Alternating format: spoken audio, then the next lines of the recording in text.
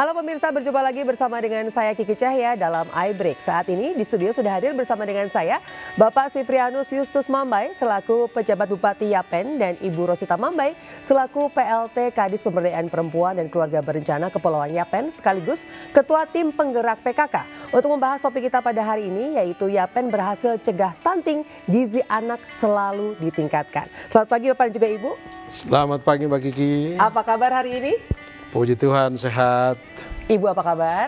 Selamat pagi, kabar baik. Kabar baik juga ya Ibu ya. Kita langsung berbincang ya pada hari ini. Tapi sebelumnya kami mengucapkan selamat terlebih dahulu karena baru saja mendapatkan award ya dari Indonesia Award atas inisiatif Bapak dan Bunda Asuh Anak Stunting. Selamat ya Bapak dan juga Ibu atas penghargaannya. Nah kita langsung berbincang lagi nih mengenai stunting. Kita spesifik saja ya Pak ya dan juga Ibu. Bahwa stunting ini masih menjadi masalah kesehatan yang serius di Indonesia. Dan juga ini menjadi masalah di Papua juga. Nah yang ingin kami tahu dari kasus stunting secara keseluruhan di Provinsi Papua, Yapen berada di posisi keberapa Bapak? Baik, terima kasih Mbak Kiki, para pemirsa di Kabupaten Kepulauan Yapen, Provinsi Papua, dan pemirsa di mana saja berada. Pertanyaan dari Mbak Kiki bahwa Yapen di Provinsi Papua berada dalam peringkat. Nah, ini ingin saya jelaskan bahwa pada awal bulan bulan Agustus, kami 9 kabupaten dan 1 kota di Provinsi Papua itu kami melakukan rembuk stunting di mana sekaligus melakukan penilaian terhadap sejauh mana kabupaten dan kota itu menangani stunting. Dan kami di Kabupaten Kepulauan Yapen merupakan salah satu kabupaten di Provinsi Papua yang juga berhasil menangani percepatan penurunan stunting. Untuk peringkat memang tidak disebutkan, tetapi kami salah satu kabupaten di Provinsi Papua yang dianggap terbaik karena kami bisa menurunkan angka stunting itu dari periode Oktober. Sejak tanggal 17 Oktober saya dilantik sebagai PJ Bupati Kabupaten Kepulauan Yapen. Itu di bulan November baru kami mulai fokus dalam penanganan percepatan penurunan stunting ketika pertemuan Sentul itu di mana Pak Presiden menekankan ada 10 program prioritas yang harus menjadi tanggung jawab pimpinan daerah untuk menyelesaikannya.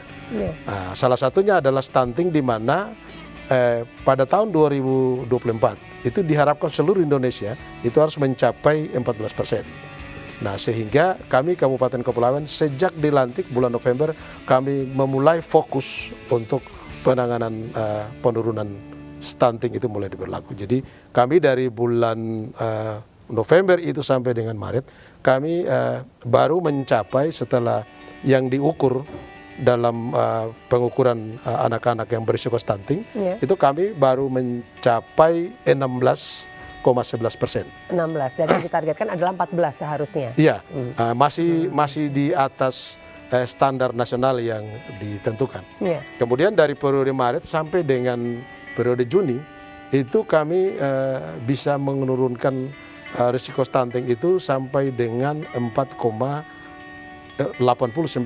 Drastis sekali ya sangat Pak turunnya. Drastis. Nah, sehingga kami tadi sampaikan bahwa kami salah satu kabupaten di Provinsi Papua yang cukup giat dan dianggap cukup baik untuk melakukan penanganan penurunan angka stunting. Dan mungkin nantinya akan bisa dijadikan proyek percontohan juga untuk wilayah yang lainnya. Benar. Lalu untuk Ibu Rosita, ini faktor utama terjadinya kasus stunting di Yapen sendiri itu apa saja ya Bu ya? Iya, baik. Terima kasih Mbak Kiki. Jadi kasus stunting sebenarnya itu sudah lama begitu. Tetapi periode stunting sendiri itu dalam waktu yang cukup panjang ya. Dan untuk mengetahui orang stunting itu sebenarnya saya bicara sedikit terhadap dinas yang saya pimpin ya. Baik, silakan. Ya, terkait dengan stunting yang berisiko itu pasti anak remaja. Pasangan usia subur, calon pengantin, ibu hamil, ibu menyusui, dan anak balita. Mungkin itu dikatakan berisiko. Baik. Tetapi untuk bagaimana pencegahan terhadap orang-orang berisiko itu, tentunya kita harus melakukan edukasi, ya, yang terus berkala, baik mulai dari anak remaja, pasangan usia subur, ibu hamil, menyusui, dan ini penting sekali.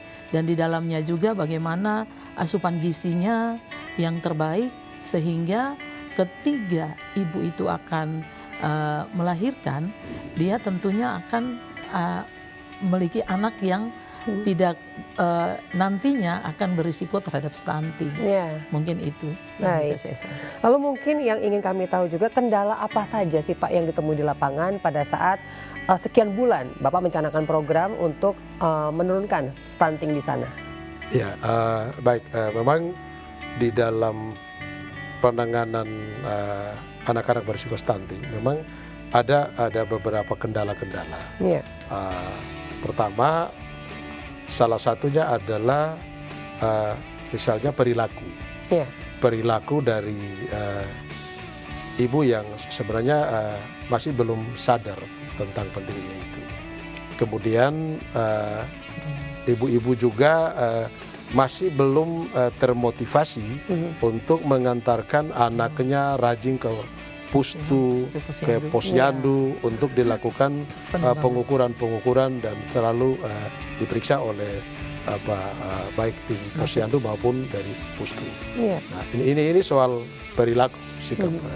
Kemudian ditambah juga dengan kami di Kabupaten Kepulauan Yapen itu ada beberapa wilayah di luar kota yang tidak bisa terjangkau dengan jalan darat. Jadi tingkat kesulitan geografis itu juga mempengaruhi kami dalam penanganan. Namun begitu tidak ada kata tidak bisa kita melayani. Karena pekerjaan ini adalah pekerjaan kemanusiaan yang harus kita lakukan. Sehingga ketika kita bicara soal membangun generasi Papua, generasi emas ke depan. Nah ini soal yang harus kita tuntaskan. Tidak ada kata terlambat, tidak ada kata tidak, harus kami selesaikan. Gitu. Karena stunting ini dia berkorelasi langsung dengan tingkat kecerdasan atau IQ dari seorang anak. Jadi bagaimana kita bisa bicara generasi Papua, generasi emas ke depan kalau tidak sekarang kita mulai dari penanganan. Oleh karena itu, apa yang dilakukan, apa yang diinstruksikan oleh Bapak Presiden Jokowi, ini sesuatu amanah yang harus masing-masing kepala daerah ini harus benar-benar harus serius dalam menuntaskan. Sehingga kita bicara generasi emas Papua, tapi juga generasi emas Indonesia yang akan datang sesuai dengan tema kita Indonesia Melaju untuk Indonesia Maju, ini akan kita capai. Baik, jadi meskipun banyak sekali kendala yang dihadapi, tapi ternyata angkanya menunjukkan perbaikan ya Bapak dan juga Ibu di sana. Dan yang nanti kami juga akan bahas adalah bagaimana cara menangani anak-anak yang menderita stunting di Yapen khususnya. Jadi pemirsa jangan kemana-mana, tetap di iBreak.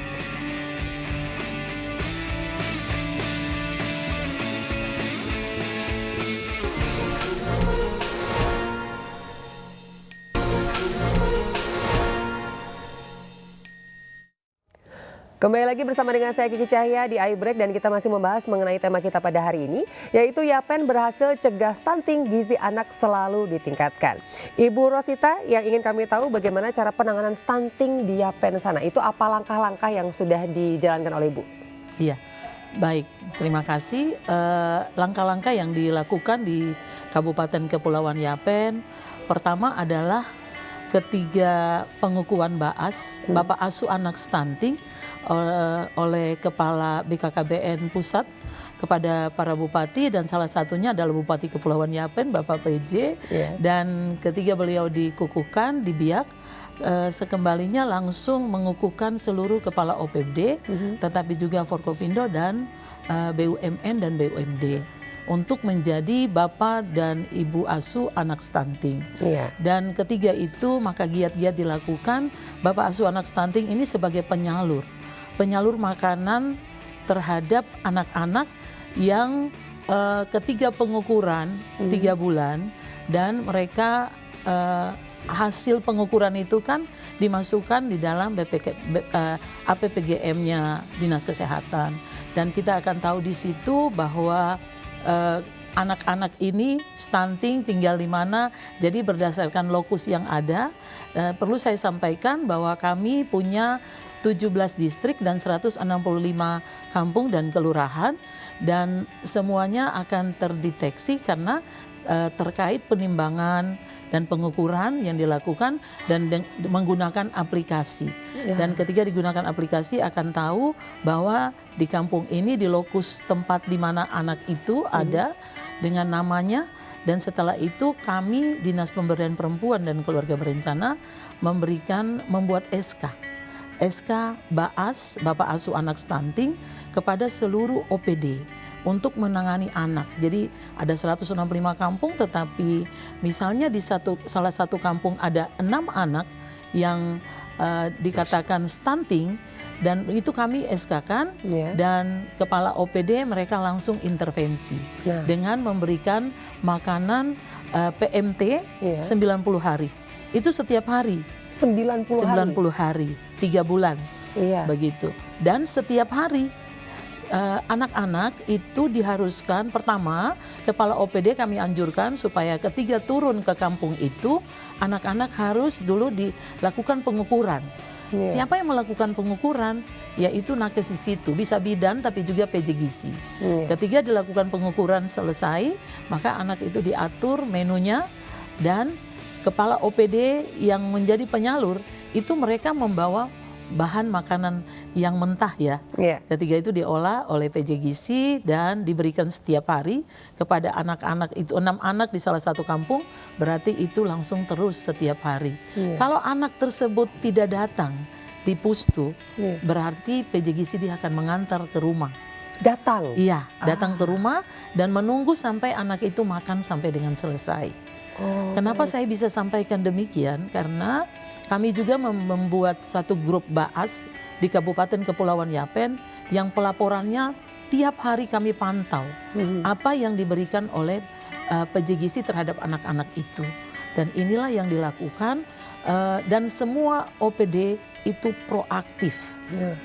Dan mereka turun ke kampung dengan gaya-gaya masing-masing. Ada yang membuat spanduk, membuat spanduk bahwa dari dinas ini, dan mereka intervensi di kampung ini terhadap sekian anak, dan itu dilakukan. Ya puji Tuhan, apa yang dikerjakan oleh seluruh kepala OPD dengan semua lintas sektoral yang ada terhadap anak-anak ini. Dan saya juga mau katakan kepada Mbak Kiki dan seluruh ibu-ibu hebat bahwa anak-anak ini, saya juga takut jangan kita sebut mereka anak-anak stunting, karena kami semua sedang intervensi mereka. Kita harus ganti bahwa mereka adalah anak-anak hebat Indonesia, anak-anak emas begitu. Generasi masa depan nantinya Jadi ini sesuatu yang kita sedang memberkati mereka juga untuk terlepas dari stunting. Baik. Itu. Lalu mungkin Bapak, yang ingin kami tahu juga tanggapan masyarakat di sana untuk menanggapi intervensi, karena kan ini pasti tidak selamanya berjalan dengan mulus seperti itu ya Pak ya. Pasti mungkin ada pada awalnya penolakan atau rasa yang masih kayaknya saya masih belum perlu deh untuk intervensi ini. Seperti apa Pak? Iya benar. Jadi sebenarnya bicara soal tanggapan masyarakat, respon masyarakat. Respon masyarakat sebenarnya baik. Baik itu akan kita indikatornya adalah ketika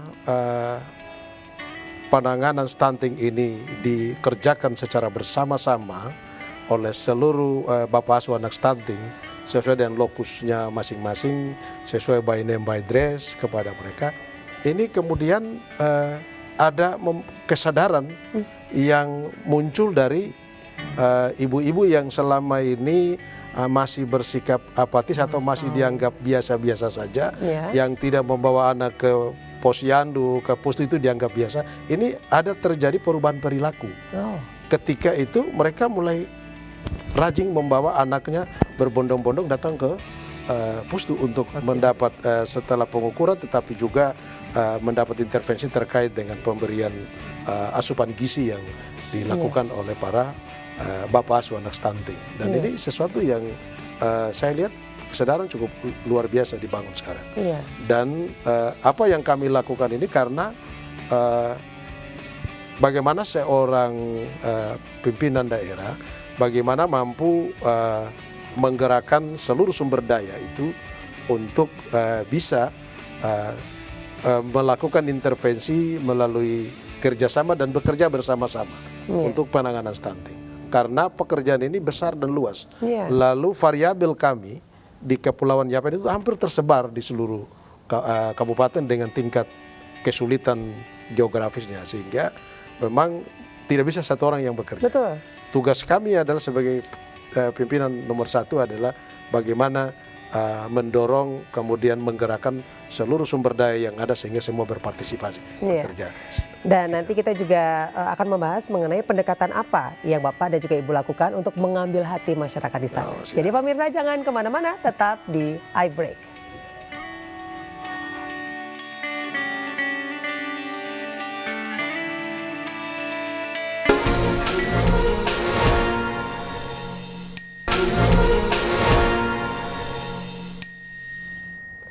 Kembali lagi di iBreak bersama dengan saya Kiki Chen, juga kita masih bersama dengan Bapak Sifrianus Justus Mambai dan juga Ibu Rosita Mambai di sini ya. Dan kita masih berbincang lagi Bapak, tadi saya sempat menyinggung sedikit pendekatan seperti apa sih yang Bapak dan juga Ibu lakukan sampai bisa mengambil hati masyarakat di sana. Baik, pendekatan yang kami lakukan adalah pendekatan yang sebenarnya rileks untuk mencairkan suasana sehingga tidak ada rasa kaku antara masyarakat dengan kami. Jadi kami langsung turun sendiri sebagai PJ Bupati, sebagai Ibu PKK, dan sama-sama langsung turun ke masyarakat, langsung berkomunikasi dengan mereka. Bagaimana memberikan edukasi di sana, gitu. Jadi lalu seperti misalnya makan ya, dalam pemberian intervensi asupan gizi, ketika ada yang tidak hadir di saat itu yang sudah terdata, itu PJ Gizi mengantarkannya makanannya, asupan gizinya langsung ke rumah cari, dan harus memastikan di sana ditunggui sampai selesai makan. Sampai habis makan. Sampai habis ya. Dan tadi kita sempat berbincang juga pada saat jeda bahwa ada juga yang datang ke rumah juga ya Ibu ya, untuk memanfaatkan fasilitas di rumah untuk pelatihan atau seperti apa Ibu? Pelatihan. Iya, baik Mbak Kiki. Jadi kan Posyandu ya, kita mulai dari Posyandu. Di Posyandu itu kan pilih kampung, ada kader, 5 kader, dan hari ini Posyandu kami di kabupaten itu terus terang kekurangan terhadap alat ukur. Ya, kita masih pakai dacing yang lama, tetapi puji Tuhan tersedia atau bantuan dari Kementerian Kesehatan lewat Dinas Kesehatan diberikannya antropometrik, alat pengukur yang digital, dan ini dikatakan untuk hari ini sangat akurat begitu. Nah, siapa yang harus melatih? Terpaksa kami dari Pokja 4 PKK yang kebetulan juga adalah orang kesehatan, dan teman-teman saya suruh untuk melatih para kader dengan menggunakan alat antropometri. Dan itu dilakukan di mana? Di rumah jabatan kami di aula. Di situ ada aula dan mereka 5 orang datang dilatih menggunakan alat, tetapi juga kami terbuka untuk mereka. Jadi saya juga merasa bahwa sekaligus refreshing untuk mereka yang ada di kampung, bisa datang ke rumah jabatan tapi juga menggunakan fasilitas yang ada, dan juga dilatih supaya bisa menggunakan alat itu dan juga bisa mengedukasi masyarakat, karena tiap-tiap hari kader ada dengan masyarakat di kampung itu. Tapi bagi salah satunya juga adalah ketika mereka ini jarang bisa datang di rumah jabatan, mereka merasa senang bahwa mereka bisa hadirlah di dalam, bisa menginjak kaki di rumah jabatan. Mungkin baru pertama kali juga ya Pak? Iya, ada yang baru pertama kali bisa datang karena keterbukaan kita menerima mereka begitu. Nah, mungkin pendekatan itu yang sebetulnya dibutuhkan oleh masyarakat di sana. Lalu untuk harapan Ibu sendiri untuk kasus stunting di Yapen khususnya seperti apa Bu? Ya, saya berharap kita tidak puas dengan angka hari ini, tetapi kita tetap kerja bersama-sama, baik mulai dari seluruh OPD yang ada hari ini, tetapi juga bagaimana tanggapan kampung yang aparat kampung, kepala kampung yang juga terus harus memberikan PMT secara rutin di Posyandu. Karena Posyandu itu sebulan sekali, begitu. Nah, satu hal juga saya mungkin titip satu hal yang terakhir adalah hari ini Bapak PJ juga mengeluarkan satu SK kepada seluruh OPD menjadi binaan terhadap Posyandu. Dan di Posyandu itu betul-betul menjadi perhatian OPD yang turun, ya pasti ibu-ibu, ada ibu Dharma Wanita. Jadi mereka turun dan juga melakukan pemberian makanan tambahan di situ dari mereka sendiri, tapi juga tersedia dari kampung. Jadi bagaimana dibayangkan, diharapkan Posyandu itu akan rame dan orang mulai berinisiatif untuk datang. Gitu. Baik, harapan saya bahwa Yapen ke depan tidak perlu puas dengan angka hari ini, tetapi mari kita terus menerobos menyelesaikan persoalan ini sehingga kita melihat generasi emas Yapen yang luar biasa untuk tahun-tahun ke depan. Amin. Pertanyaan terakhir untuk Bapak, singkat saja Pak, untuk masyarakat Yapen yang sekarang sedang menyaksikan, silahkan untuk disampaikan pesannya. Ya, pertama saya menyampaikan apresiasi kepada seluruh pimpinan OPD yang telah bekerja bersama-sama dalam melakukan intervensi terhadap penanganan percepatan penurunan angka stunting di Yapen.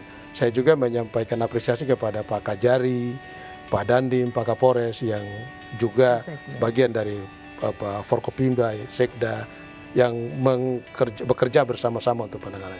Nah, oleh karena itu saya berharap kepada seluruh pimpinan OPD, Forkopimda dan Bapak Asuh Anak Stunting yang telah dikukuhkan, mari sekali lagi yang tidak ditegaskan oleh Ibu bahwa kami tidak boleh merasa puas dengan apa yang ada. Tetapi kami terus untuk bekerja bersama-sama untuk mewujudkan generasi Indonesia khususnya di Yapen yang lebih maju dan cerdas. Baik, amin Bapak. Terima kasih untuk Bapak Sifrianus dan juga Ibu Rosita yang sudah hadir pada hari ini dan juga menjelaskan luar biasa mengenai berkurangnya angka stunting di Yapen yang drastis sekali ya Pak ya, dan semoga akan terus berkurang lagi ke depannya. Baiklah pemirsa, akhirnya saya Kice pamit, terima kasih dan sampai jumpa.